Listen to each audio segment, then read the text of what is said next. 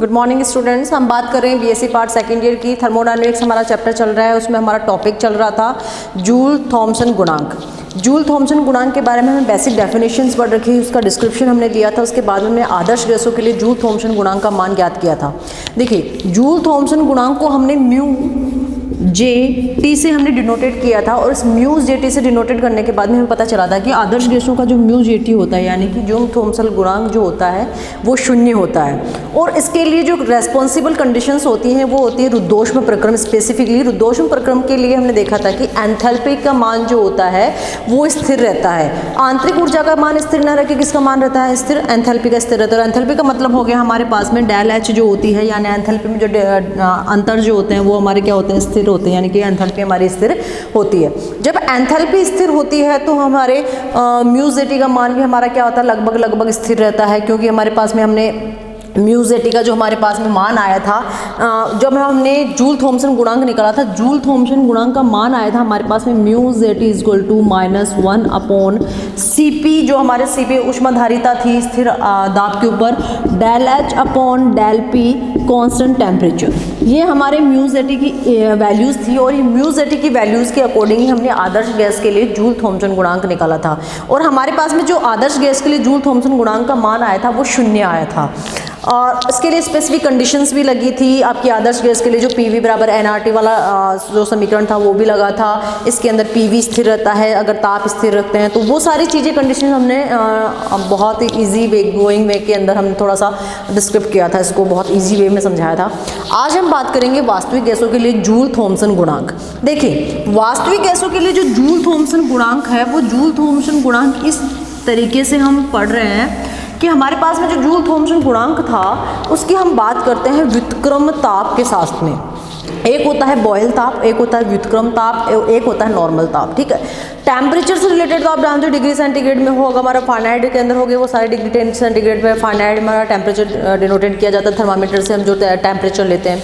इसी के साथ साथ में एक बेसिक जो चीज़ आती है कि किसी भी गैस के लिए ऐसा ताप जिस पर जूल थॉम्सन गुणांक का जो ताप का जो साइन है वो बदल जाए। देखिए, जूल थॉम्सन गुणांक का भी मैंने नेगेटिव साइन लगा के रिप्रेजेंट किया था। अगर वो चिन्ह बदल जाता है तो वह ताप कहलाता है व्युत्क्रम ताप।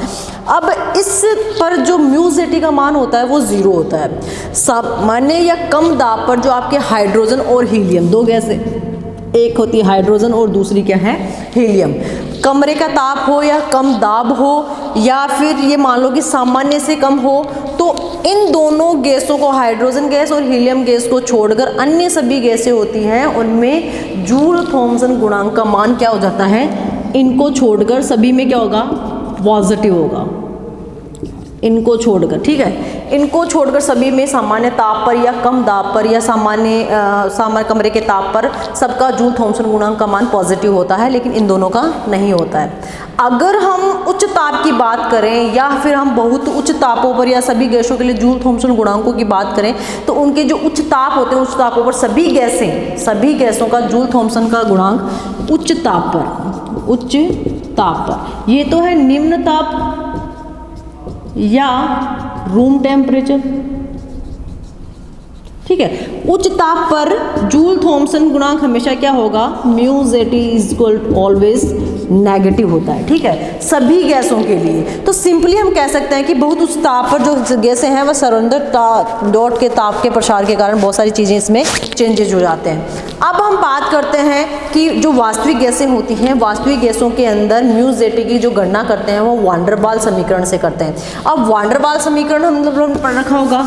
वान डेर वाल्स समीकरण क्या था? पीवी बराबर एनआरटी, जो हमारा आदर्श गैस समीकरण है उसी का थोड़ा सा चेंज रूप है। पीवी बराबर एनआरटी, यानी कि पी के अंदर भी कुछ चेंज आ जाएगा और वी के अंदर भी कुछ चेंज आ जाएगा। वो हमारा क्या हो गया? वान डेर वाल्स समीकरण हो गया। P plus A upon V square V minus B equal to R T. ठीक है, दाब में थोड़ी सी बढ़ोतरी हो जाती है तो आयतन में थोड़ी सी कमी हो जाती है, और आर टी के इक्वलेंट होती है। वो हमारा क्या है? वान डेर वाल्स समीकरण है। अब जब हम इन दोनों ब्रैकेट्स को सोल्व करते हैं, इन दोनों ब्रैकेट्स को सोल्व कर जब हम करते हैं तो P को मल्टीप्लाई करेंगे V माइनस बी से, तो क्या हो जाएगा? PV minus PB। अब सिंपली हम A अपॉन वी स्क्वायर को करेंगे तो A अपॉन वी से V कट जाएगा, V बचेगा, माइनस A/V² B = RT। ये हमारे पास में इक्वेशंस आई है, ठीक है। अब देखिए वान डेर वाल जो समीकरण है उसमें स्थिरांक होते हैं। वान डेर वाल समीकरण के स्थिरांक A एंड B, दो स्थिरांक है। वान डेर वाल समीकरण के स्थिरांक A और B का मान बहुत कम होता है, जिसकी वजह से हम क्या करते हैं, मान कम तो AB/V² को क्या मानते हैं, नगण्य मानते हैं, ठीक है। तो समीकरण हमारे पास में बन जाएगा PV minus PB plus A/V = RT। ये जो हमारे पास में इक्वेशन है वो इक्वेशन नंबर 1 है। जैसे हम इक्वेशन नंबर 1 को इंटरचेंज करते हैं तो इक्वेशन नंबर 1 को इंटरचेंज करने से देखो क्या होता है हमारे पास में, देखो PV हमारे पास में, PB को हम इधर लेके आएंगे तो क्या हो जाएगा, RT ऑलरेडी इधर है, माइनस का हो जाएगा A/V और प्लस का हो जाएगा PB। ये हमारे पास में इक्वेशन इस तरीके से इंटरचेंज हो जाएगी, इक्वेशन नंबर 2। ये हमने इक्वेशन इंटरचेंज की है। अब इक्वेशन 2 हमारे पास में जो आ रही है, इक्वेशन 2 को हम क्या करेंगे, P से भाग देने पर दोनों तरफ भाग देंगे तो क्या हो जाएगा, PV/P = RT/P minus A/PV plus PB/P। अब देखिए जो ये चीज़ हो रही है हमारे पास में, यहाँ से P से P कैंसिल हो गया, इसमें भी P से P कैंसिल हो गया, तो हमारे पास में क्या बचा हुआ है, V = RT minus A/PV plus B। ये हमारे पास में एक से इक्वेशन बची हुई है। चूंकि हमारे पास में देखो समीकरण होता है PV बराबर क्या होता है, आदर्श गैस के लिए PV बराबर nRT। n को हमने मान लिया 1 मोल, तो हमारे पास में PV बराबर क्या हो जाएगा, RT। ये आदर्श गैस समीकरण है हमारे पास में। अब जब आदर्श गैस समीकरण है हमारे पास में, तो इस आदर्श गैस समीकरण से ही हम इस समीकरण को हम निकालते हैं, यानी कि हमारे पास जो समीकरण आ रहा है, इस समीकरण को जब हम निकालते हैं तो हमारे पास में देखो जो ये समीकरण आ रहा है, PV बराबर RT माइनस A/PV और प्लस B, जो हमारे पास में ये समीकरण जो आ रहा है, इस समीकरण के अकॉर्डिंग हमने क्या देखा है कि बहुत सारी ऐसी चीज़ें हैं जो हमारे पास में इस तरीके से इंटरचेंज हो रही है।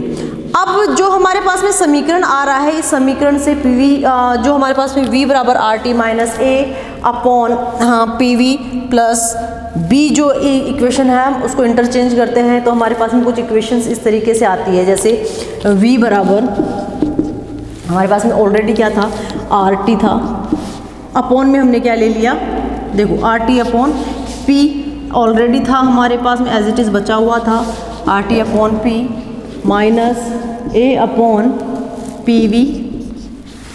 A/PV प्लस B हमारे पास में जो इक्वेशन नंबर 3 है। इसी इक्वेशन नंबर 3 को हम क्या करते हैं, हमारे पास में थोड़ा सा चेंजेस करते हैं। कैसे करते हैं, देखो ये V की वैल्यू है हमारे पास में, और इसी V की वैल्यू को अकॉर्डिंग हम क्या करते हैं, हमारे वैल्यूज़ को थोड़ा सा इंटरचेंज करते हैं। हमारे पास में जो इक्वेशंस हैं, जो हमारी इक्वेशन नंबर 3 है, इसको कांस्टेंट प्रेशर व कांस्टेंट टेम्परेचर के अकॉर्डिंग हम क्या करते हैं, हमारे पास में कुछ वैल्यूज़ ऐसी आती हैं जिनके अकॉर्डिंग हमारे पास में ये वैल्यूज़ आ रही हैं। हमारे PV बराबर nRT था या PV बराबर RT था, तो हम क्या करते हैं, इस जो हमारा आदर्श गैस समीकरण है, इस आदर्श गैस समीकरण से ये हमारा 2A जो समीकरण है, उस 2A समीकरण को, यानी कि 2A समीकरण में आदर्श गैस समीकरण से मान रखने पर, देखो तो ये जब हमने मान रखा था तो हमारा जो 2A समीकरण है वो A, और यहाँ पे देखो PV है, तो PV की जगह हम क्या लिख सकते हैं, RT लिख सकते हैं। तो ये हमारा समीकरण चेंज हो गया।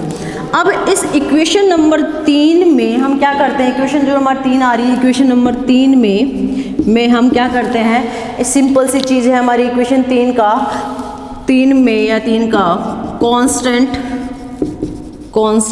कांस्टेंट प्रेशर पर ताप के सापेक्ष, कांस्टेंट प्रेशर पर ताप के सापेक्ष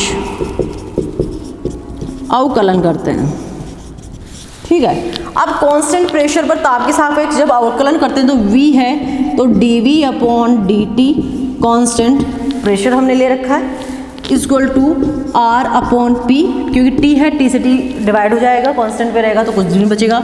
यहाँ पे ये ए अपॉन आर, जो हमारे पास में ए अपॉन आर टी है वो एज इट इज़ माइनस का साइन है तो माइनस का वैसे क्या बचेगा। बी कांस्टेंट है तो इसका अवकलन नहीं होगा, सिंपल सी चीज़ है।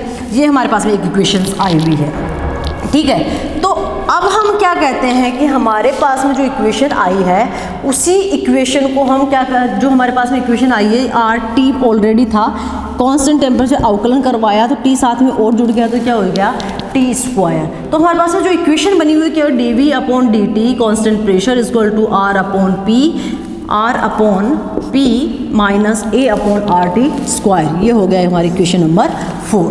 अब देखिए जो हमारी इक्वेशन नंबर 4 है, उस इक्वेशन नंबर 4 की बात जब हम करें या उससे पहले हम जब बात करें इक्वेशन नंबर 3 की, तो हमारे पास में जो इक्वेशन नंबर 3 आ रही है, ये वाली इक्वेशन नंबर 3 आ रही है, when equation number 3 will be change, जब हम इसको इंटरचेंज करते हैं तो v, इस इक्वेशन 3 में b को इधर लेके आएंगे तो v minus B equal to क्या हो जाएगा R T upon P minus A upon R T. ये हमारे पास में इक्वेशन है, एज इट इज़ है। अब हम क्या करते हैं, देखिए इस इक्वेशन को और इंटरचेंज करते हैं, v यानी कि हमें किसकी वैल्यू लेनी है, आर टी अपॉन पी की वैल्यू लेनी है। हमें आर टी अपॉन पी की वैल्यू हमारे पास में क्या आ रही है उसके अकॉर्डिंग लेंगे, v माइनस बी ऑलरेडी है, ये नेगेटिव का तो हो जाएगा इधर आके positive, a upon R T equal to R T upon P. ये हमारी इक्वेशन होगी इक्वेशन नंबर 5, ठीक है। अब हम क्या करते हैं, सिंपली इक्वेशन नंबर जो 5 है उस इक्वेशन नंबर 5 को थोड़ा सा चेंज करके देखते हैं कि हमारे पास में कैसे कैसे, यहाँ पे 2 ही चीज़ें काम में आती हैं, एक आदर्श गेट समीकरण आपके काम में आता है, दूसरा आपको अवकलन करना आना चाहिए ताप के सापेक्ष या दाब के सापेक्ष, ठीक है। तो ठीक है, अब हम बात करते हैं v minus B plus A upon R T equal to R T upon P की। जब हम बात कर रहे हैं तो हमारे पास में इक्वेशन नंबर 5 हमारे पास में डेवलप हो चुकी है।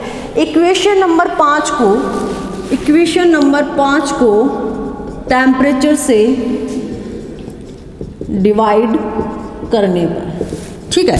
अब इस इक्वेशन नंबर 5 में जो हम टेम्परेचर से डिवाइड करते हैं तो हमारे पास में जो भी चीज़ें आती हैं वो देखो, अब हमारे पास में देखो आर टी अपॉन पी है, तो सबसे पहले तो R T upon P already था और टेम्परेचर से हमने इसको डिवाइड कर दिया equal to V minus B upon T plus A upon R T और मल्टीप्लाई में हो गया टी। तो हमारे पास में क्या बच जाएगा, टी से टी कट गया, यहाँ पे बचा R upon P equal to V minus B upon T plus A upon R T square. ये हमारे पास में एक इक्वेशन आ गई जिसको हमने कहा इक्वेशन नंबर 6, ठीक है। सब जगह हमने टी से डिवाइडेड किया है, ये हमारी इक्वेशन आ गई। अब हम क्या करते हैं, from the equation number 6 and equation number 4, देखो ये हमारी इक्वेशन नंबर 6 है और ये हमारी इक्वेशन नंबर 4 है। यहाँ पे हमारे पास में किसकी वैल्यू आ रही है, r अपॉन पी की वैल्यू आ रही है, ठीक है। तो हम इक्वेशन नंबर 4 से मान, इक्वेशन नंबर 4 में इक्वेशन नंबर 6 से मान रखते हैं, तो इक्वेशन नंबर 4 क्या है हमारी, del V upon del T constant pressure equal to R upon P. R upon P की जगह हमें क्या लिखना है, v minus B upon T plus A upon R T square minus A upon R T square. ये हमने equation 4 में equation number 6 से वैल्यूज़ पुट की हैं, ठीक है। अब जो हमारे पास में देखो ये वैल्यूज़ हमारी पुट हुई है, इस वैल्यूज़ के अकॉर्डिंग हमने क्या देखा है कि हमारी जो वैल्यूज़ आ रही हैं, देखिए यहाँ पे भी हमारी जो वैल्यूज़ आ रही हैं वो एज इट इज़ ऐसे ही आ रही हैं, v minus B, okay, equation number 6 है, a प्लस आर टी हो गया। इक्वेशन नंबर 4 है जो हमारी है इक्वेशन नंबर 4, इक्वेशन नंबर 4 में भी यहाँ पे पॉजिटिव साइन है यार, ओके, इक्वेशन नंबर 4 में, हाँ इस साइड लेके जाएंगे तो ये पॉजिटिव साइन ही रहेगा, ठीक है। ये हमने बात की है। अब इस बात के बारे में हमारे बाद में बात करते हैं, हमारे पास में जो चीज़ें आ रही हैं उस चीज़ के अकॉर्डिंग हम इसको सॉल्व करते हैं। इक्वेशन नंबर 4 में R P plus A upon R T square जो हमारा आ रहा था, तो यहाँ पे हमारे पास में दोनों क्या हो गए, पॉजिटिव साइन हो गए, तो हमारे पास में क्या वैल्यूज़ आ गई, V minus B upon T plus 2 हैं ए आर टी स्क्वायर। ये किसकी वैल्यू है हमारे पास में, del V upon del T constant pressure की वैल्यू है, ध्यान रही हमें किसकी वैल्यू है, del V upon del T constant pressure की वैल्यू है v minus B upon T plus 2a upon R T square. ये हो गया हमारा इक्वेशन नंबर 7। यहाँ तक की बात हमने कर ली है। अब हम इनमें से कॉमन ले लेते हैं। देखो यहाँ पे भी टेम्परेचर है और यहाँ पे भी क्या है, टेम्परेचर है। तो जब हम इनमें कॉमन लेते हैं तो del V upon del T constant pressure is equal to 1 upon T, यहाँ पे कॉमन ले लिया तो यहाँ तो बचा v minus B plus 2a upon R T. ये यहाँ पे वैल्यूज़ हमारे पास में बची हुई है, ठीक है। अब ये जो हमारे पास में वैल्यूज़ बची हुई हैं उन्हीं के अकॉर्डिंग हम करते हैं यहाँ से नेक्स्ट जो स्टेप हमारी जो आ रही है, नेक्स्ट स्टेप के अंदर हम करते हैं। नेक्स्ट स्टेप में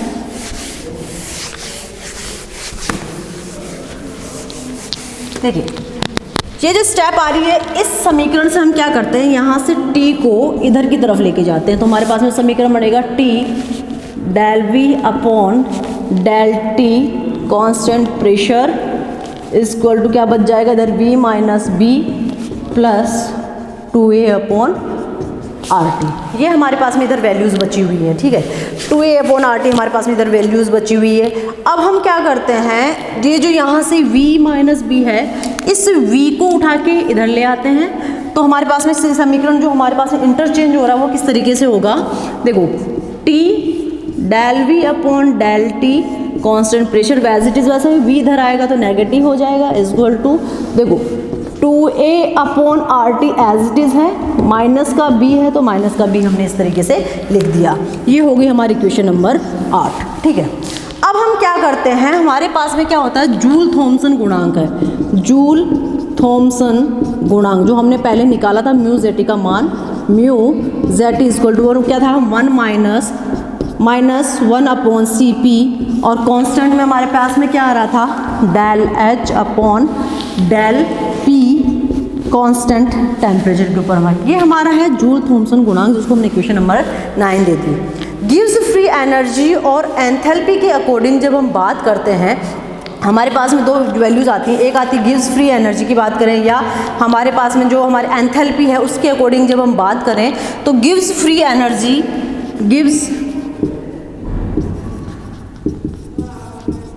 फ्री एनर्जी एंड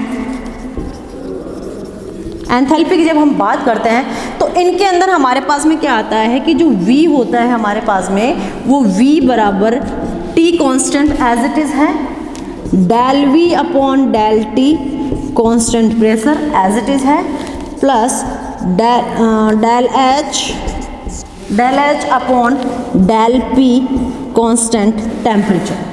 ये हमारी इक्वेशन नंबर 10। ये किसके थ्रू आ रही है, गिव्स फ्री एनर्जी के थ्रू हमारी इक्वेशन आ रही है। तो हम क्या करते हैं फ्रॉम द हमारे पास में दो इक्वेशन काम में आ रही है, यहाँ पे इक्वेशन नंबर 8 काम में आएगी और इक्वेशन नंबर 10 काम में आएगी। इक्वेशन 8 जो हमारी है इक्वेशन 8 में 10 इक्वेशन 10 से मान रखने पर, ठीक है, हम इसमें वैल्यूज़ पुट करते हैं। हमें v की वैल्यूज़ पुट करनी है और v की वैल्यूज़ हमारे किस तरीके से आ रही हैं वो देखते हैं इससे।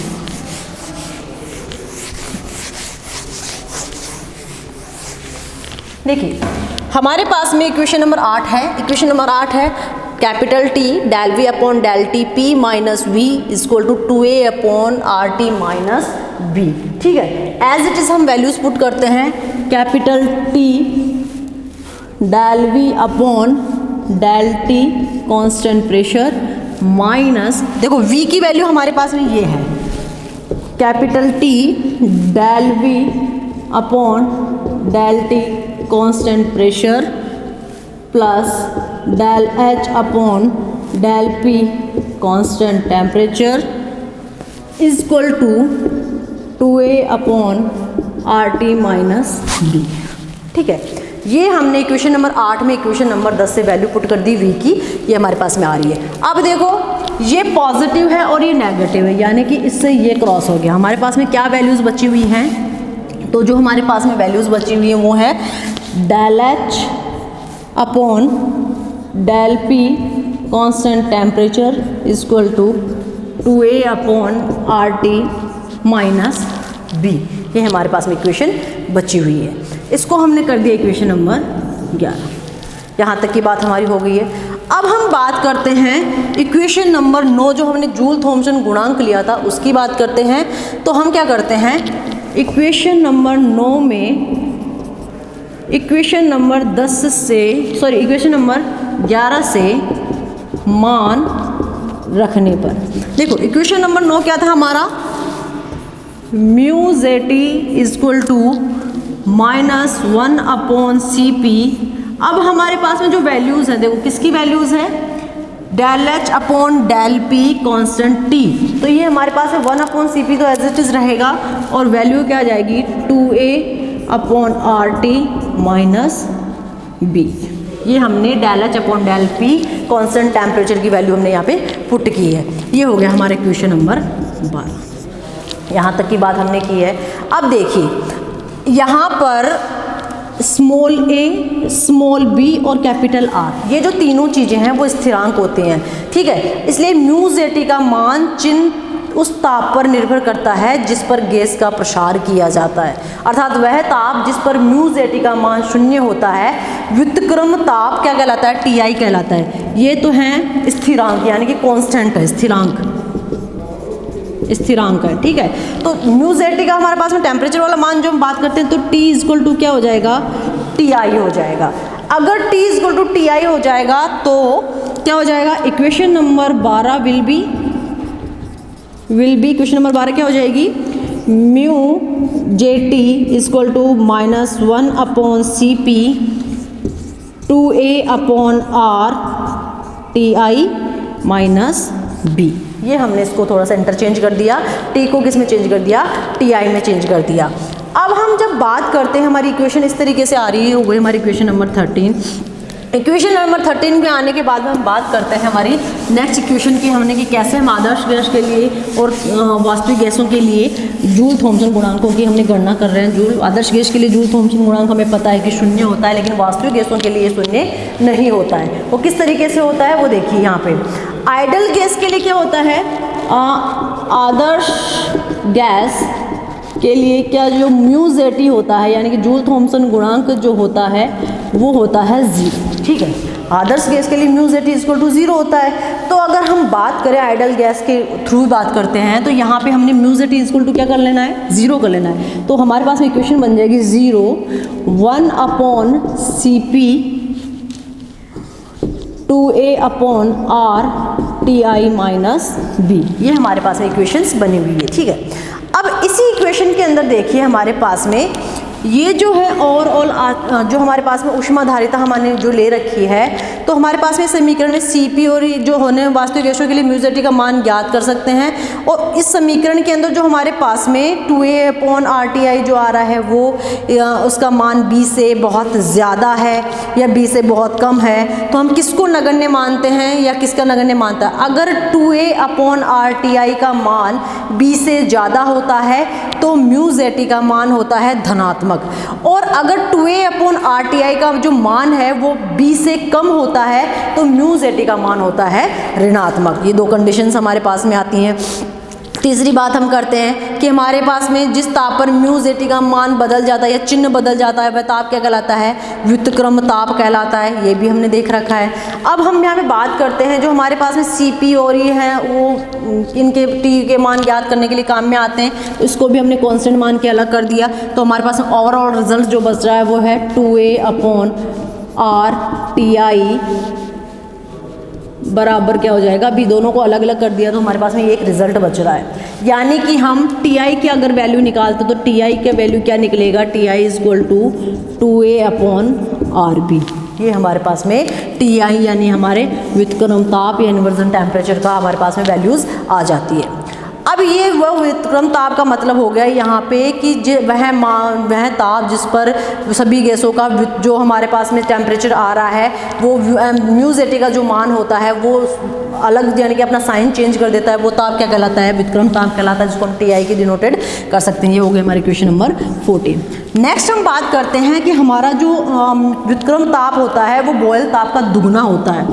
व्युत्क्रम ताप बॉयल ताप का बॉयल ताप का दुगुना होता है। दुगुना होता है का मतलब बॉयल ताप को हम डिनोटेट करते हैं TB से, तो हमारा TI क्या हो जाएगा, TI is equal to 2TB। ये हमारा एक बेसिक टेम्परेचर हो जाएगा, यानी कि TI जो हमारा इन्वर्जन टेम्परेचर है वो बॉयल ताप का दुगुना हो जाएगा। तो TI की वैल्यू हमारे पास में ऑलरेडी है, तो 2TB का मतलब हो गया हमारे पास में, सिंपल सी हम कहेंगे हमारे पास में जो TB का जो बॉयल ताप होता है वो इन्वर्जन टेम्परेचर का यानी कि व्युत्क्रम ताप का दुगुना होता है। ये कंडीशन है। अब इस कंडीशन को फॉलो करने का मतलब हमारे पास में TI की वैल्यू है कितनी है, 2A/RB। ठीक है, तो हमारे पास में TB की वैल्यू क्या आ जाएगी, देखो TI की वैल्यू है 2A/RB, तो इक्वल टू क्या हो जाएगा 2TB। ठीक है, इसको स्मॉल बी या कैपिटल बी जैसे भी आप डिनोटेट करना चाहो इस तरीके से डिनोट कर सकते हो। मोस्टली हम इसको कैपिटल बी से डिनोटेट करते हैं TB को। अब 2 ये इधर आ जाएगा, तो 2A/ मल्टीप्लाई होगा, नीचे जाएगा 2RB, 2 से 2 कट गया, TB। यानी कि हमारे पास में ओवरऑल जो रिजल्ट आता है TB इज इक्वल टू क्या आएगा, A/RB। ठीक है, ये हमारे पास में हो गया बॉयल ताप। क्या हो गया, बॉयल ताप। अब देखो ये हमारे पास में बॉयल ताप का मान आ गया, TB is equal to A/RB। Boyle ताप वह न्यूनतम ताप होता है जिससे अधिक ताप पर गैस का दाब और आयतन का मान दाब बढ़ने पर बढ़ता है। वो ताप हमारा क्या कहलाता है, बॉयल ताप कहलाता है। यानी कि व्युत्क्रम ताप का लगभग दुगुना ताप जो होता है वो बॉयल ताप कहलाता है। और अगर हम इस तरीके से एक क्वेश्चन करना चाहें, जो हमें आपके PDF के अंदर इसके लिए जो डेरिवेशंस आती हैं वो इसकी जो कौन कौन सी डेरिवेशंस आती हैं वो आपको मिल जाएगी। ये जो चीज़ मैंने आपको बताई है आज वास्तविक के गैसों के लिए व्युत्क्रम ताप या जूल थॉम्सन गुणांक या बॉयल ताप जो हमने आज बात की है वो बहुत ही इंपॉर्टेंट फीचर है, बहुत ही अच्छी डेरिवेशन है जो एक के बाद स्टेप बाय स्टेप चलती रहती है और इजी गोइंग वे में बहुत इजीली ये हो जाती है। आज के लिए इतना ही। नेक्स्ट हम बात करेंगे हमारी जो इस यूनिट का एक थर्ड पोर्शन है, जो सेकंड पोर्शन था उसमें जूल थॉम्सन गुणांक एंड ऑल आए थे। जो हमारी यूनिट का नेक्स्ट पोर्शन है वो नेक्स्ट पोर्शन आता है ऊष्मा रासायनिक या रासायनिक ऊष्मा या ऊष्मा रसायन जो आता है थर्मोकेमिस्ट्री जिसको हम बोलते हैं। थर्मोकेमिस्ट्री के बारे में बेसिक्स में बात कर लूँ, थर्मो से ऊष्माक्षेपी क्या होती है, ऊष्माशोषी क्या होती है, ये सारी चीज़ें हमारी थर्मोकेमिस्ट्री में आएंगी। इसके लिए हम बात करेंगे नेक्स्ट क्लास में। आज के लिए इतना ही। Thank you.